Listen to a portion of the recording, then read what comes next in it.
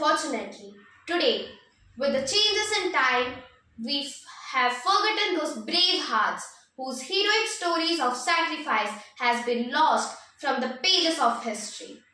The most distinguished amongst the distinguished leader of Sambalpur was Nrsimha Guru, the Gandhi of Western Odisha. He is a Padma Shri awardee. He is a true representative of Indian idols like Bhumiputra and Sakha. He, being a true Gandhian, always followed the principles laid out by Mahatma Gandhi. He was a complete human being with high soul, the Gandhi of Western Odisha. Nrsimha Guru was born on 24th March 1902 at Gurupali, a village near Sasan of Sambalpur, on full moon day of Falguna. His parents were Ganesh Ram Guru and Rukmani Devi. He died on 2nd January 1984 when he was studying at Standard 11th. He, along with his friends, joined the non-corporation movement in 1921. He also organized a meeting with his friends and decided not to study in any government school anymore because it was managed by Britishers. This incident caught up the news headlines of many national newspapers as it was the first park or one of its kind in the whole country, which helped in boosting the morale of many national leaders including Mahatma Gandhi.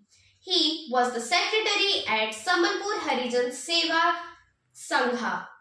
He is one of the most leading light in the annals of leaders of freedom fighters of Sambalpur who worked for the downtrodden of the people of Sambalpur.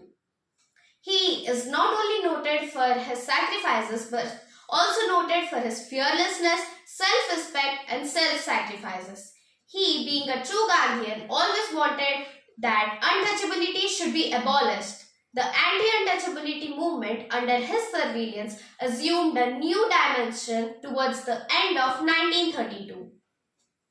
The name of Nrsimha Guru is not only remembered as social reformer, saint or a gentle guide to the downtrodden, but also as a research journalist.